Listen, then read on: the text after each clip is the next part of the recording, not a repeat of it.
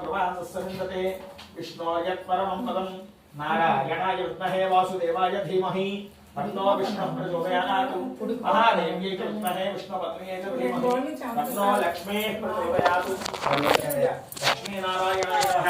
अनेक वेदोक्त सुवर्ण वेदमन्त्र पुष्पाञ्जलिं समर्पयामि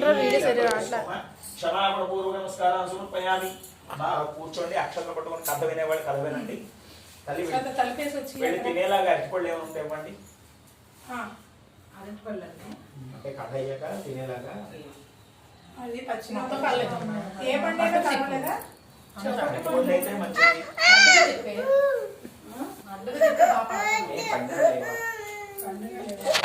ఉంటున్నానా సరే పట్టుకుంటుంది